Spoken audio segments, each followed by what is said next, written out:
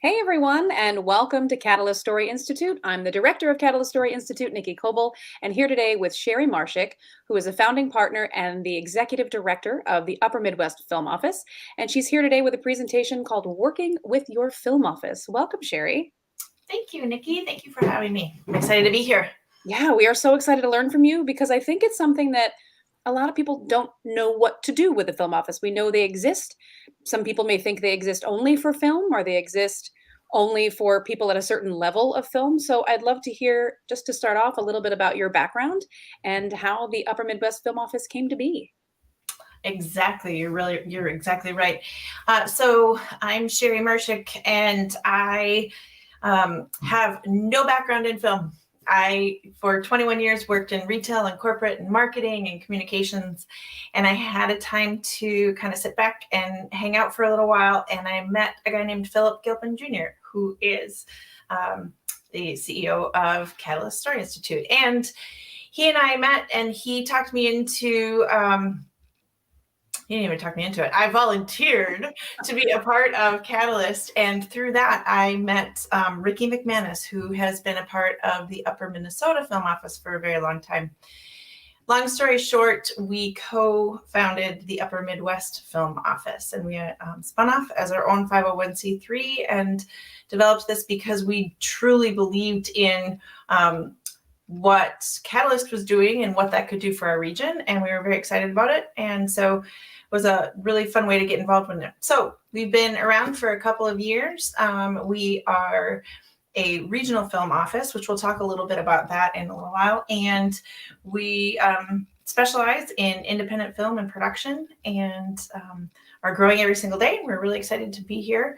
I'm super excited to talk to people about working with the film office because you're exactly right. I don't think people really know how to work with us. And so this is an awesome opportunity for us as well.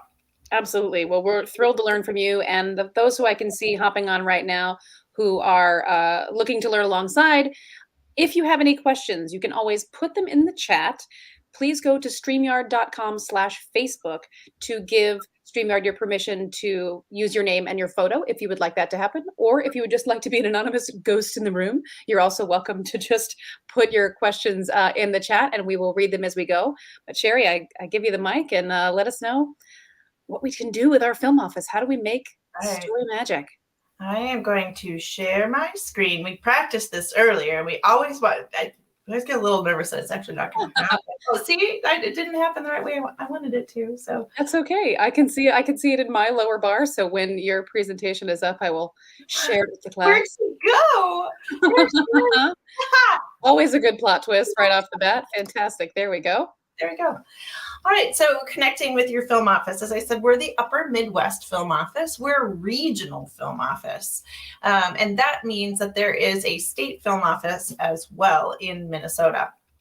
So what does a film office do, whether or not it's a state film office or a regional film office?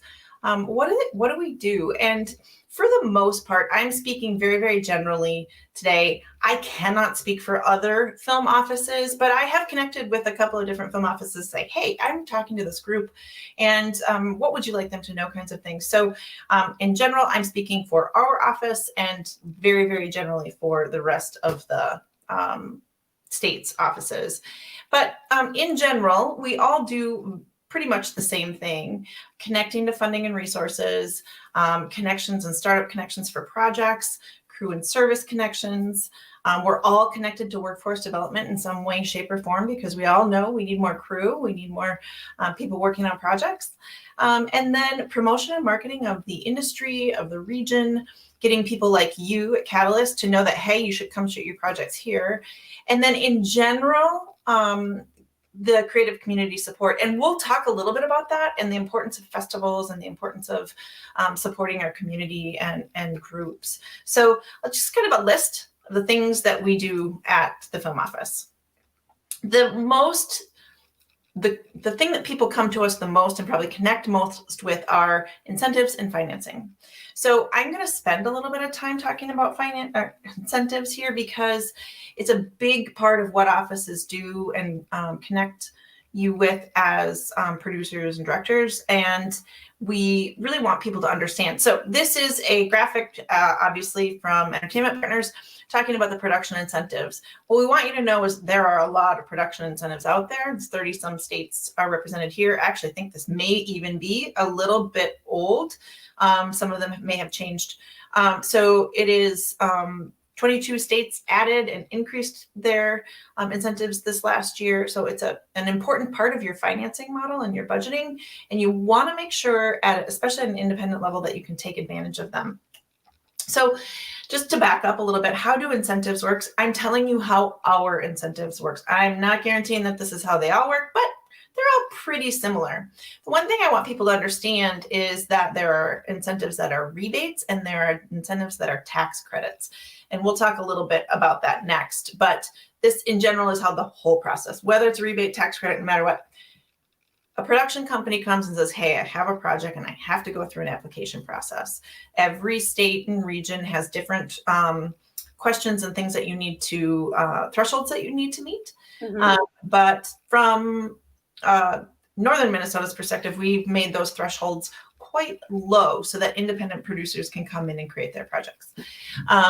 So you apply for a certification, our office or whoever is administering the incentive will approve or deny the incentive, and then you come in and spend the money.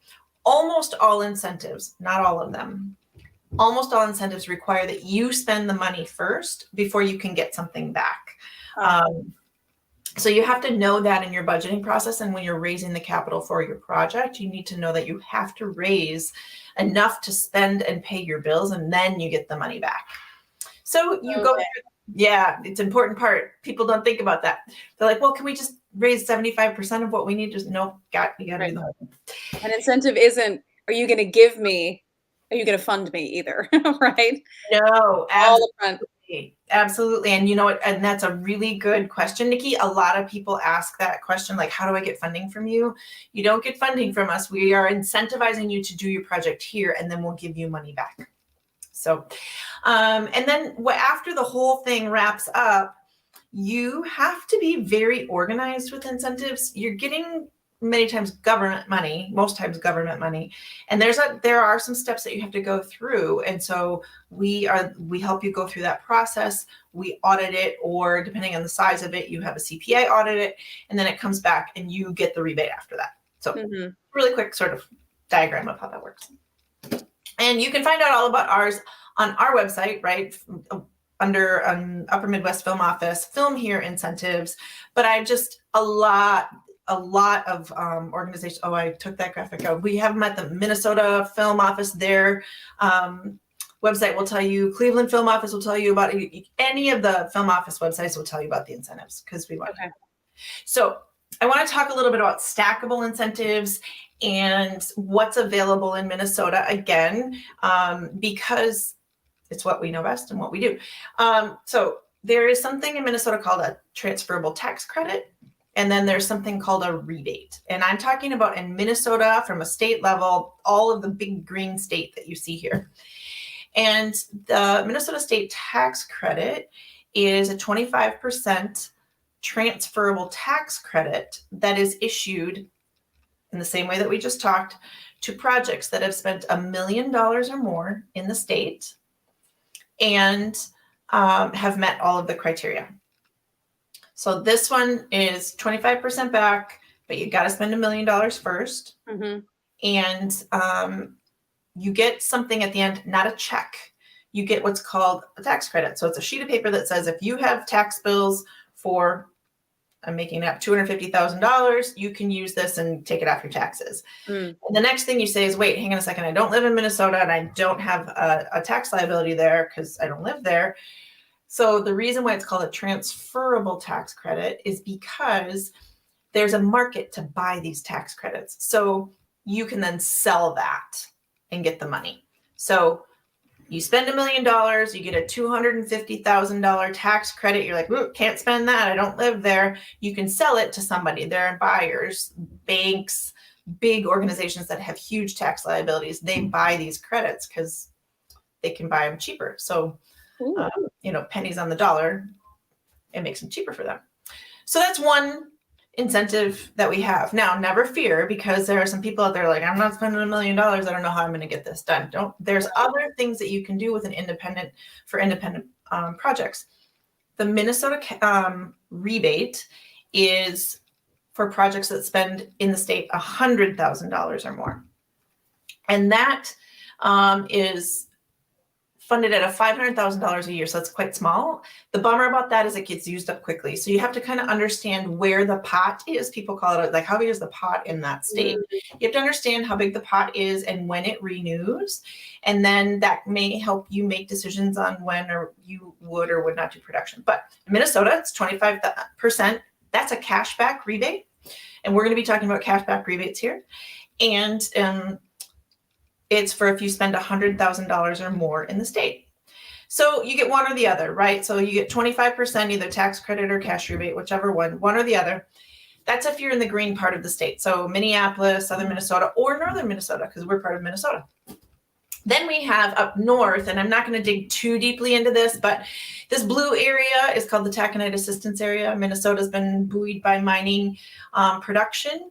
They want to diversify their economy, and they have a 20% cashback rebate in the Iron Range, which is in this blue area up here for projects that spend $20,000 or more. So there you see, now you've got like an even lower threshold up there. And there's $500,000 available a year. And then if you're in this green area, you're in Minnesota, plus you're in the Iron Range. We call that the Iron Range. Plus you're in St. Louis County. St. Louis County is a 25% cashback. Since we can't see your cursor, do you mean the strip between the two blue bits? Thanks. Here. Oh, now I can. Yes. I was playing at the wrong screen. It went to a line. There we go. Okay. So now if you come here and you do production in this section in here, in this green section in here, you're in Minnesota, so that's 25% back, plus you're in the Iron Range, so that's 20% back, plus you're in St. Louis County, that's 25% back. Yes, that is 70% back. Wow. And everybody says, wait, that can't be true. And it is true. It is. It's not on your whole budget. It's on the expenses that you expend in the region. So that means things like your hotel for your crew, your rentals, your per diems, your catering, crafty, all of your wages for people that live here and work here. So it's an incentive for you to hire local people, right? See how that works? So anyway, you can get up to 70% cash back for certain line items in your budget. It is true. There is a little tiny part down here called Duluth. It's really hard to see on this graphic, but the city of Duluth is not in the Iron Range. And so they came up with their own incentive so that they could also be in the game. And so if you do shoot in Duluth, it could be 25 plus 25 plus 25, which is 75 back. Can I ask a couple of questions there? Please do. So if I were shooting part of it at some wonderful home I found in Duluth and another place in the Iron Range that Ricky McManus helped me find, am I dipping from both pots, or overall you help everybody assess and say, your project with these locations having raised this amount of money, you do all that math to show or we help you. Yeah, we'll help you figure it out. Right, exactly. We'll help you figure out where the best place is for you to shoot. It is possible to shoot in two locations, but you never, ever, ever would be able to get up to 100%. Of course. Because the little part of Duluth is not in the Iron Range. So if you're rebating an expenses in Duluth, you would never get the Iron Range rebate on that, and vice versa. Right. So it is, the devil is in the details on these, which is one of the points that I wanted to make to people, is that, a lot of people, if this is one of their first projects, the budget may or may not be your favorite thing to do. And my advice is make friends with somebody that likes spreadsheets and likes to dig into the numbers, because you can save a lot of money and get a lot of money back. And it can be very enticing to your financiers, but you have to do the homework ahead of time. You have to be super organized ahead of time. And which leads me to that next point, which is we love to work with people and help you figure it out. A lot of people don't necessarily want to ask us for help, and that's one of the the biggest thing that I can get across to the audience today, or if you watch this in the future, is please reach out to the offices, because we're here to help you. And there are different levels of help across the board, but from our office, we are here to help you. We're here to help you dig through it. We're here to help you figure it out. And even the most experienced producers, all of our programs are different. So we've had very experienced producers come and say, hang on a second, I don't understand this. So please reach out and we can help you work through all of the details on this. And have that conversation you're saying before I book any places, before or as I'm scouting, I would want to say, hey, I'm starting to look in the area. I would love to know about this, this, and this before I'm booking hotels, casting anybody early. Yeah, Nikki, typically, it's a good way of looking at it. Typically what happens is somebody calls and says, I've heard about these incentives. Can you explain them to me? And we go through this whole thing that we just did. And then they have a lot of work to do. Maybe they're not financed yet. Maybe they don't have a director attached. Maybe they have all of the things. It's good to know, because from a creator's perspective, as you're creating the project, when you have somebody that's experienced producer that understands, okay, you've got an airplane in here. I'll never forget this. Kimberly did this, and she said, you've got an airplane in here, and do you know how much it costs to get an airplane? Maybe you could write it a little slightly differently so that you don't have to pay for an airplane. Same thing here. Maybe you could write it just slightly differently so that you could take advantage of all of these incentives. So it's good information to know when you're starting to really get into this seriously, like this is going to happen. I'm going to make this. So. Right. And just one more question. If I am a New York based or anyone based outside of Minnesota, if I come to you and say, hey, I'm thinking about this, is it to my advantage to find a producer or investors, EPs who are in the state? Is that more to my advantage, or is it only about doing the hiring there? It is only about doing, if your producer lives in Minnesota, that producer would be available to be rebated. So if that producer is paid, their wages would be 25% or 50 or whatever. They'd be rebatable. We call that rebatable, right? So if you find somebody in Minnesota that you click with and you are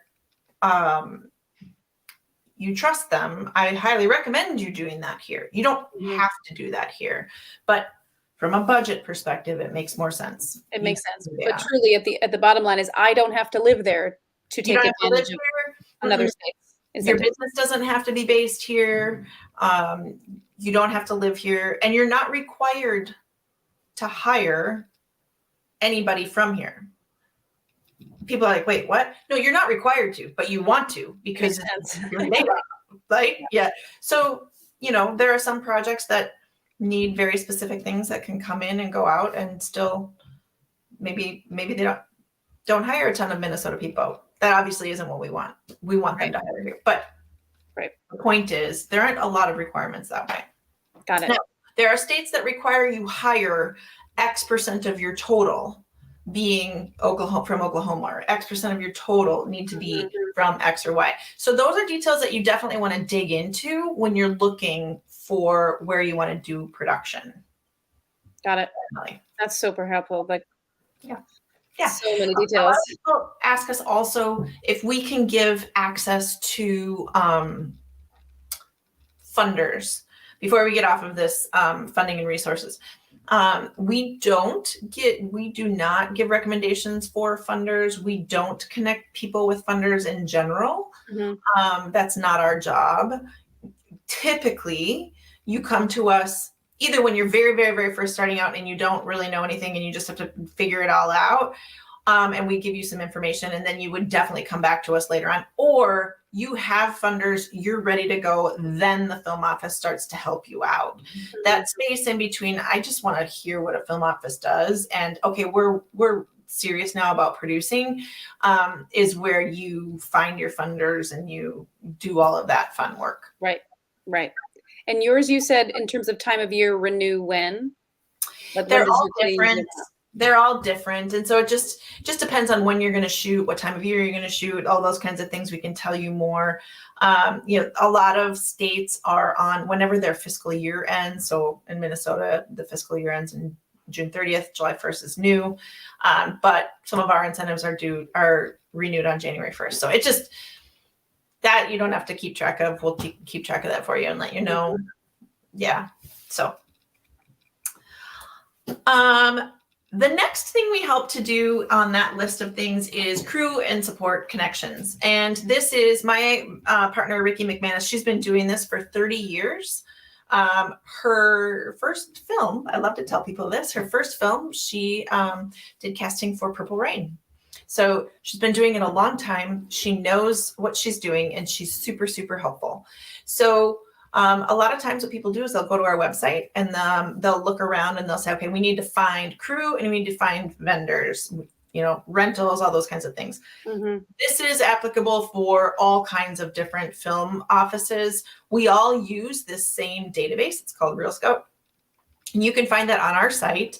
I'll put all these links at the end too, but under finding crew and vendors, and this is available on all kinds of different sites. You can find it. But when you go in here, this helps to find different. You can say, okay, great, you have these fantastic resources or these fantastic incentives, but what can I rebate on? What do you really have for crew there? Mm-hmm. And so then you can go in and you can say, what do they have for crew? How many grips do they have? Do they have enough grips that we could fill out our whole crew?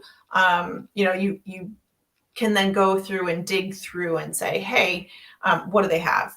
I need rentals and I don't even know where to start because you're going someplace you've never been before. This is a good place to start as you're researching where to go. So short story long, the film office's website is where you can kind of go dig around and you can search crew listings, you can search support services, etc. So go to their websites. This is the your homework. Yeah, then the same thing. You go into this is a Minnesota film site. I just grabbed another site just to show. Go into production resources. I'm looking for, they call it talent and equipment. So dig around on sites. They all kind of have the same thing and can help you connect. Now, this is out of order. Sorry. That's okay. I'll just eat this wonderful Natus symbol that I've had next to my face the whole time. One of our beautiful sponsors is right here. Natus. I'm just sort of gnawing on my Emmy. I think we do. Going back to, these are questions that people typically ask us about the application process. We talked a little bit about that. What we didn't talk about is the approval process. What happens when you're approved and when you want to do that. You want to be approved before you start putting money down in a location. One of the things, I was talking to somebody in Louisiana the other day and I said, what would you tell people about contacting their or working with their film office? She said, call us right away. Please call us right away because there are things that we can do to help you. And this would be one of those things that somebody would come in and say, I'm going to put an application, I'm going to figure it out, but I know that I need Airbnb. So I'm going to reserve those right away. Yeah. And you don't want to do that because you need to be certified before you can get rebated on any expenses. That's a silly little detail, but it's something that can come back to bite you. So you want to call us ahead of time with plenty of time. Plenty of time is, honestly, 6 months isn't too long. Mm-hmm. Of a time ahead. You really need to talk to us in 60 days ahead of time for sure. You don't know if you're going into a place, if another project is already in there. You don't know what kind of resources are already claimed by other producers, et cetera. Mm-hmm. You don't know if there's, for Duluth, as an example, I've had people say, well, we're going to start shooting in the 1st of June and be done on the 30th of June. And what we want to tell everybody is you have this little thing called Grandma's Marathon. And everybody's like, why do you care about a marathon? It's because it literally takes over the city. And so that will affect your production budget and it will affect your hotels and it'll do all those kinds of things. Nice. So we like to help you out. So please contact the office early and often when you're thinking about coming in. The other thing that people wanted to know about is what if I don't have all my financing? You don't have to have all your financing to apply for an incentive, but you need to know or have a pretty good idea where it's coming from. What we don't want you to do is to apply, hold funds, and then have them fall through, and then we can't give them to somebody else. You will have to have, every state is different. You have to have some to apply. Our northern regional rebates, you don't have to have your financing to apply. The state tax credit is 90 days in front of your production. That's their timing. And you have to have your financing for 75% of it. And so having your financing, just to glom into that, having your financing means in the bank or means knowing where it's coming from? Knowing where it's coming from. And 30 days before, let's just say you're approved and everything's moving on, 30 days on ours, 30 days ahead of time, you have to have proof of funding, which means your bank writes a letter and says, yes, this production, this LLC has access to either from their bank account right now or access to the credit for this amount of money. Okay. Yep. So you do have to have that. A lot of times people get going, they get really excited, and then they realize, ooh, I don't have this yet, or I'm not quite there yet. So you don't have to have all your financing, but you need to know where it's going to come from. Right. Sometimes financiers will say, but what rebates do you have? And that's where we can come in and help you. Financiers may be more apt to lend to you if they know you have government financing coming back, which they might consider us financing as well. Is that something where you'd be involved in a conversation and a meeting and say, happy to meet you, this is what we have, we're on board, we're aware of this project? Been many of those conversations where they've said, this is a new rebate, I don't know about it, can you tell me about it, is it really real? Like, really? They could get that back, and you have to say yes, and this is how many we've processed. And they're kind of interviewing us too, because we are providing some of that that rebate coming back. So yes, absolutely. And we're happy to have those conversations. Every time we have them, it's great. So it's a good thing. Finally, how long does it take to get your rebate back? We say 90 days after everything's been submitted. So there's a time period after you wrap, depending on if you're doing post, all those kinds of things. You have to do your paperwork. It's kind of tedious, but we go through the whole process. Once that's submitted to us, we say you'll have it in 90 days. Sometimes it's been very, very, very fast. Sometimes it takes 90 days. It just depends on the size of the project and all some other things that we can't control. So you can figure 90 days, but that's actually quite fast in the industry, and people typically are not, that are surprised that it comes back that fast. Right. And just while Shari's turning the page, if you're new to tuning in, Shari is the executive director and founding partner of the Upper Midwest Film Office, and she's leading us through working with your film office, which applies in general as well as to the Upper Midwest Film Office in Minnesota. And if you want to ask any questions, please feel free to drop them in the chat.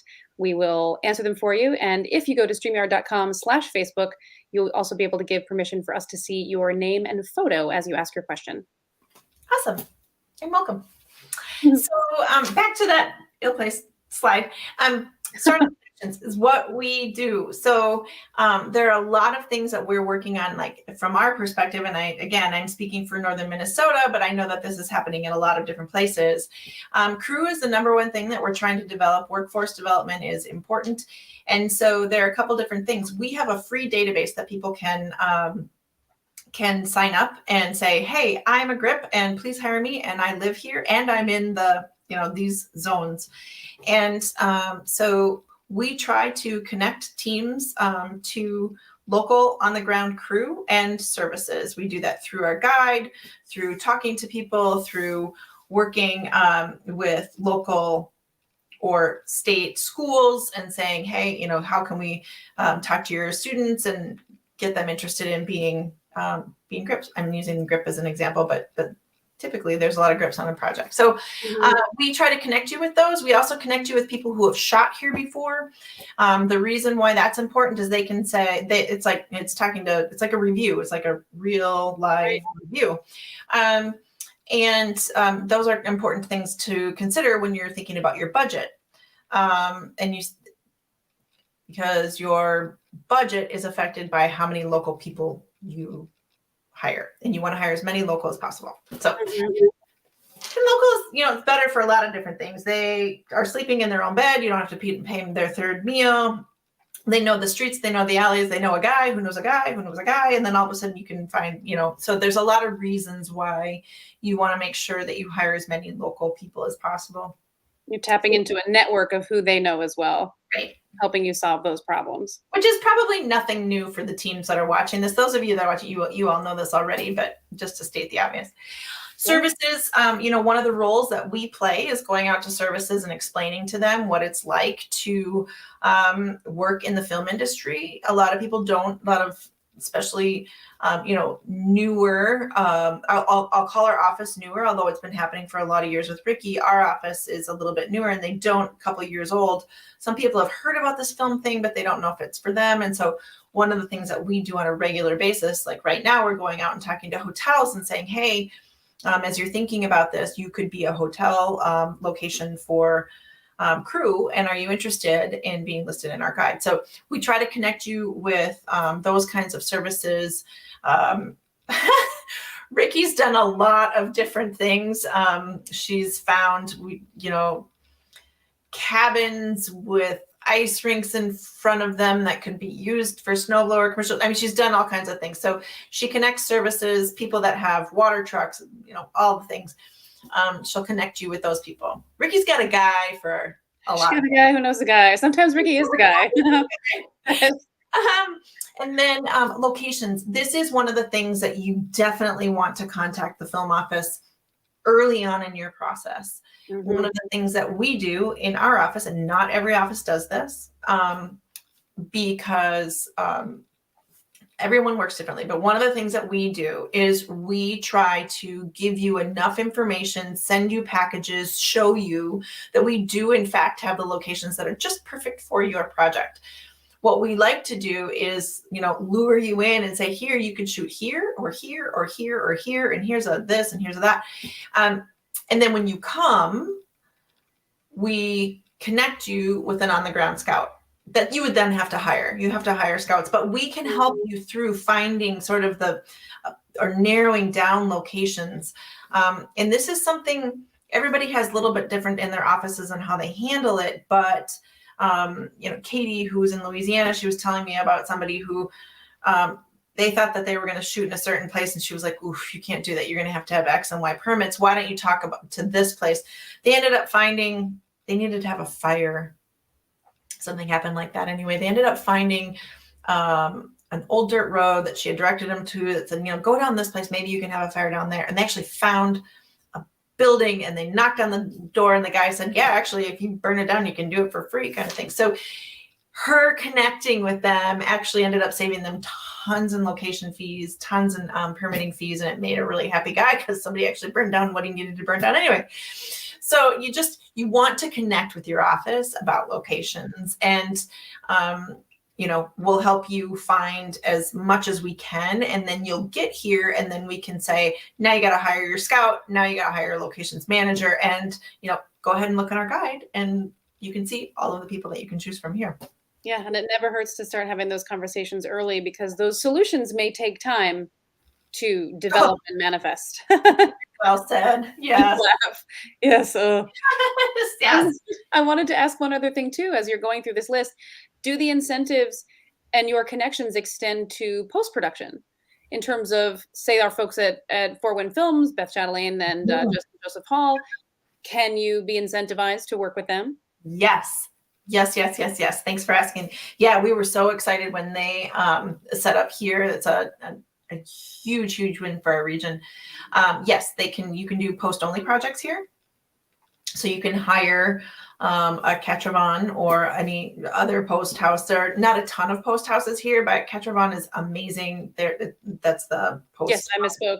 Catravon is the post-production house. I also know they are Four Wind Films. Right, exactly.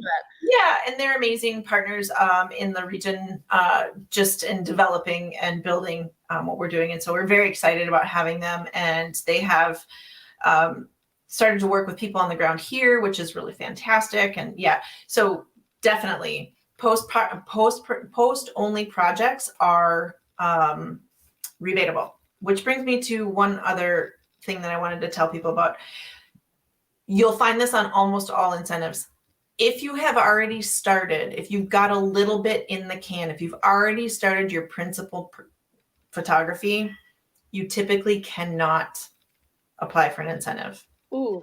So you started post only. Now, if you've done a sizzle reel or something like that before, that's fine. If you've done a short and then sold it, and then now you can produce your full length feature, that's fine. But you can't mid-project say, I'm done with Florida and I'm going to Minnesota. You have to have set up ahead of time before you start your principal. And that's for most projects. So I also have one more question that Ricky was sharing with us, because of course she knows the answer. Yes. Oh, thank you, Ricky. Do you offer training possibilities in the industry as well? Yes. So I think what Ricky's leaning toward is our crew and our services. We do every day. We're building up more and more crew up here. And not every film office does this, but we do.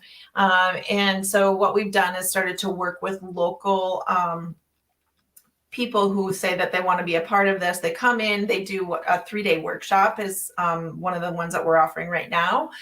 And it's where people outside the industry who've heard about it, or maybe they've gone through film school, they've never actually been on a film set, or people who have just done a few independent projects, they come in and they learn all about it. They learn first day, what's a call sheet? How do you read it? How do I talk in a walkie?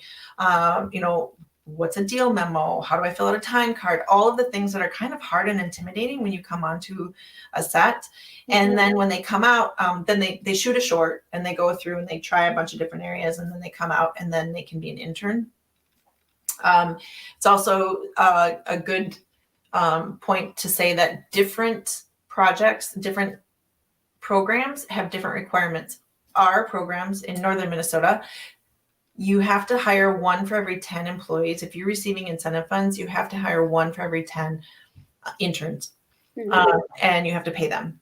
So that means that people that are here, living here, wanting to get into it's a way for people to get into the system and start to actually get experience. So those workshops that Ricky was talking about, those are feeders for that. So they've gone through a workshop, they've had a little bit of training, and now we're trying to get them to start to work as PAs.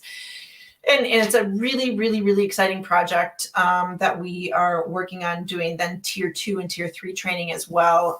And it's very, very exciting. So it's a way to build our workforce faster.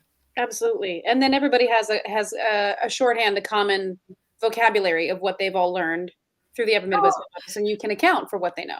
And network, right? I mean, and that's what's so great about Catalyst is the networking aspect of it. And when you go to these workshops and you start to learn and talk, what you end up is like, hey, I met that person and she was at that, that camera workshop, or she was at the 3-day workshop or whatever. And I would hire her. She's a hard worker. I get it.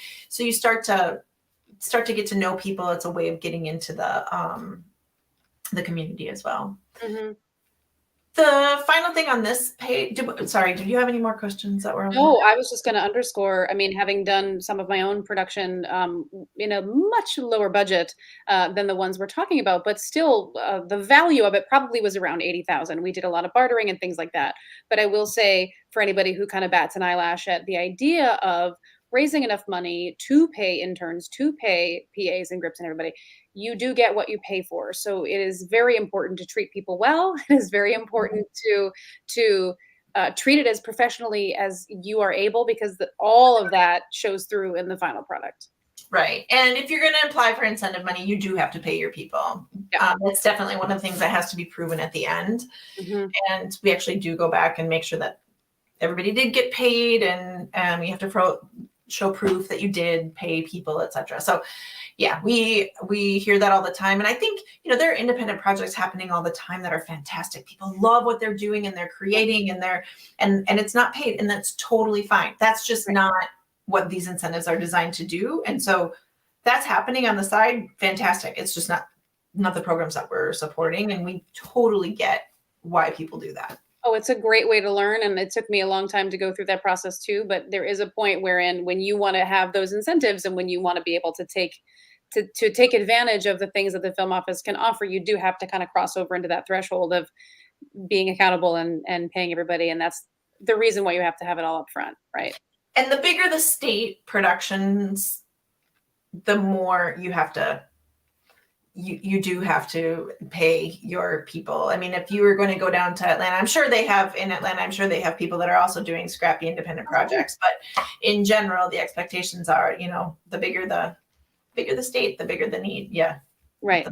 And you do need to be able to cross over that threshold. I keep saying the same thing, but I think that's the bottom line. The other side. You just cross over into that level of professionalism, and it will definitely level up your project. The last thing on this list is permitting, and I think that this is an important piece. And this is where the film offices can absolutely help you. This is where Ricky, in her experience, really pays off in connecting people to permit. Now, smaller regional spaces. So if you have a smaller project that you're trying to, I keep pushing the smaller regional because you don't have as much that you have to probably step through in terms of this won't happen probably again, but there was one particular project that shot that's very connected with Catalyst actually. And they were in a particular situation where they wanted to know if they had to do a bunch of work on the street, etc. And they're like, well, we'll just give you some cones and you can block it off yourself kind of thing.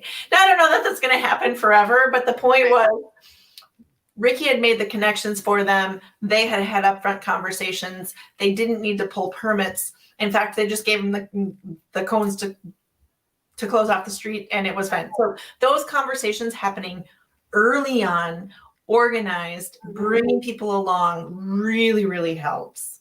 Right. The only other thing I'll say is that, we live, breathe, and eat everything that we're doing, and people that have been working on projects forever, we think everybody knows that what we're doing when we're creating a project. The outside world really doesn't. They don't know what a director does or what a producer does or what's a grip. They've never heard of it. And so what we find in smaller communities is that the more conversations you can have, the more community support you get, the more excited people get. Most people think it's really fun and it's really cool. And those connections go a long way.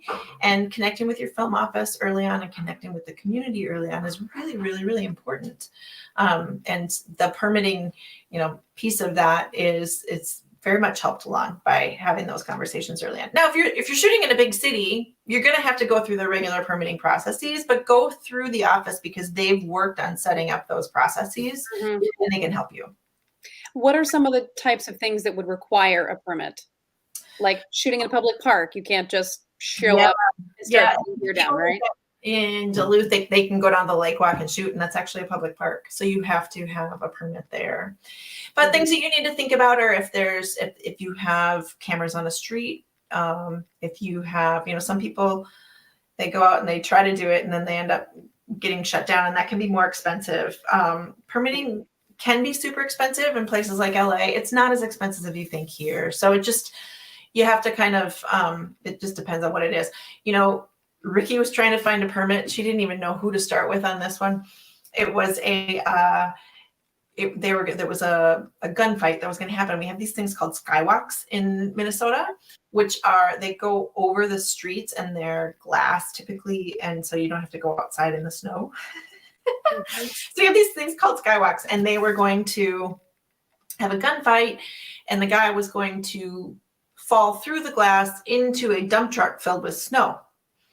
And she was trying to figure out, who do I go to first? Is it the I can't remember all the Department of Transportation. Is it this? Is it that? Like so that's what she can help with though, right? Like we're not going to get your permits for you. You have to get your permits you have to apply. You have to do other things. Point you in the right direction though. We can help point you in the right direction, especially if they're complicated like that. But also, fires, anytime that you're filming cars and roads, definitely you have to do that. And then it depends what you're going to do. We had somebody who wanted to change a street sign, which was a state highway. Mhm. Then you can't go through the city. You got to go through the Department of Transportation at the state level. So just kind of depends. So let us help you weed through that. This is where you call your film office and you say, how can you help me? And they may say, you're on your own, kid. Or they may say, here, let us help you. And again, I can't say it enough. Ask for help. We'll tell you if we can't help you. Right. Right. Always better to ask for permission than forgiveness because forgiveness might be expensive. Well, yes, with permitting especially. Yes. Yes. Yes. Mhm. So there's one more thing that I wanted to touch on here, and that's community connections. And this picture here actually is of Ricky. She's on the left, and then this is Carver and Zach from Canusa Street, who we got directly from Catalyst. We met them at Catalyst. And this is a guy named Mike Jigovich, who is a St. Louis County Commissioner. And they were looking at his office to see if they were going to shoot in his office for something. So this was a fun picture. But the connections, I think, are important for any film office and how we can help connect you and do things like promotion and marketing after you shoot. So now we've gone all the way through this process, right? Like you've applied for the incentive, you've shot, you've got your permits, you got your, you do all that, you shoot your project. And now what happens back here in Duluth or on the Iron Range after you've shot your project? And one of the things that we love to do is to promote your final project. Yeah. So if that is a local screening or things like that, we want to be able to help get the word out. We're very proud of projects that have shot here. We're very proud of Canusa Street. That was what was shot here. We're very proud to be a part of it. We want to get the word out. We want to get people watching it. We had a project called Mary Kiss Cam shoot here that Mandy June Turpin shot, also another person that we met at Catalyst. And we just premiered her Mary Kiss Cam, which was on Hulu. It was really fun for the community. It helps us. Right. Because it helps us show the community how important film and TV production is. Right. And it also helps people feel a little bit of ownership. And it's really fun and exciting to celebrate together. And so that is something that if you, each film office will have requirements, but don't forget about the film office after you've left and your project is finished. Go ahead and reach back to them. You might have requirements that you have to give them. You might have to give them artwork, you might have to give them different clips, etc. Right. Also, if you're going to premiere, you could do a local cast and crew screening. We can do all kinds of things for you. So make sure you talk to them about that, promotion and marketing. To back up just slightly, when I say promotion and marketing, we'll do that for your finished product. We do not do, just to make everybody clear, we cannot help you raise money. Right. So if you're doing a GoFundMe or if you're doing something like that, we can't promote your project that way. But if you've already shot it, we'll promote the heck out of it for you and saying, and typically that's on social media, or in our email list. But the final thing I want to talk about is creative community support and the importance of festivals and what happens at those festivals. And I'm going to speak very specifically to Catalyst here because who we are and where we're at and how important Catalyst has been to our region and how we can help Catalyst as well. And so attending, I can't say it enough, when you attend a local festival and you start to connect with local people on the ground, that's where those connections make something happen, something special happens there. The reason why we're here today is because Ricky and Philip met about the Catalyst Festival and he moved it to Duluth and we started to connect with the community and the community was like, yeah, let's do this kind of thing. So there's a lot of synergy that happens. For you as creators, you meet other people you may want to create with. Maybe it's not even the project you go there for. Maybe you didn't even have a project that you brought to a festival. Those connections and those relationships that you make at those festivals are extremely important. They're extremely important for us to have as well, because that's when we get to talk to you and that's when we get you to see our beautiful locations. And that's when we get to to try to kind of lure you into shooting in Minnesota. So there's a lot of different reasons why festivals are very, very, very important to the ecosystem of production. And at the end of the day, we want to see people coming here to attend festivals here. So attending Catalyst here is very, very important to us. The first full year of production, 90% of our projects came from Catalyst. Wow. So it's a very important piece of it to us. We're very grateful for festivals like Catalyst, and Catalyst is the leading Minnesota festival.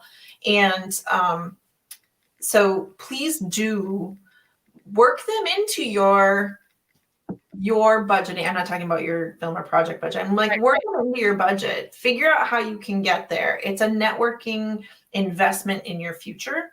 And we think that they're super important. I think I've repeated that like 3 times now. Absolutely. Well, because it is a team sport, right? Mm-hmm. As someone who has done the scrappy level stuff and hasn't quite crossed over into an $100,000 budget, I know what it's like to be exhausted and to want to do all those jobs and to not be able to do all of those jobs well, because there's a reason that someone else's job, right? If you're writing and directing and producing and trying to do marketing and all those things.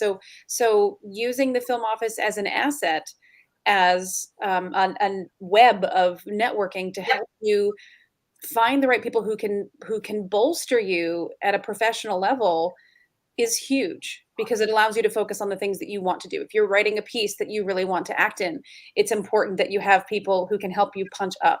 And I think that's so great to know that there are communities that are excited to do just that. Oh yeah. I mean, this last Catalyst, I think Ricky, I wish she was on here right now. I think she gave, I think 5, maybe 6 private tours. So we're talking about us and where we're at, but no matter where you are, connect with the film office while you're there. Yep. Ricky gave like 5 or 6 private tours. She picked them up in her car and brought them around because she wanted them to know. You just don't know. And if you connect with people, a lot of people really love to talk about where they're from, right? Mm-hmm. I dive into a whole nother philosophical thing, but we really want to talk about where we're coming, show off where we are, and talk to you about producing here. Film offices want you to create their project here. So connect with them, let them help you, let them show you around. You never know what's going to happen. Absolutely. And again, have those conversations early and often, as you were saying. Make sure that you're doing your homework and that you're starting early, and that before you are getting the wheels rolling, before you're cutting any checks, before you're hiring or anything like that, make sure that you and your producing team are asking the right questions and involving the people that can help you right off the bat. And like you said, flexibility is also important. If for some reason I was saying it has to be a hockey game, and you say, well, we don't have that for you, but we did have curling. Ooh, right? Then you go, wait a minute, what about this? What if this can pivot? What if I can solve the problem in a different way? If you're open to some of those flexible things, suddenly you're down the street burning somebody's property down that they want you to burn, and your problem is solved. Yeah, exactly. Pretty great. Pretty great. If you're just tuning in, that's not going to make sense, but we talked about it earlier. So I want to thank you all for being here. Remind us again, Shari, where we can find out more about the Upper Midwest Film Office. We are at Upper Midwest Film Office, uppermidwestfilmtv.org. I like to joke that it's the longest URL in history. I'm Shari at uppermidwestfilmtv.org. And everybody knows Ricky, but R-I-K-I, Ricky at uppermidwestfilmtv.org as well. That is wonderful. And Ricky did chime in. She's been so patiently cheering us on from the corners with a water bottle and a towel. Thank you, Ricky, for saying the Catalyst is the best festival that supports building relationships in the industry. And that is how I met both of you. And I'm so lucky that I did, because you're both phenomenal talents and really passionate about bringing stories to the Minnesota area and helping creators bring them to life. Thank you for having us. We're really appreciative. You are so welcome. We're so glad to have you here, and thank you for putting your time together for all of that. Again, you can always reach out to Shari if you have any questions. It's never too early to wonder and to ponder and to dream with her. And thank you all for joining us tonight. Thank you again, Shari, and we'll see you all soon. Thank you.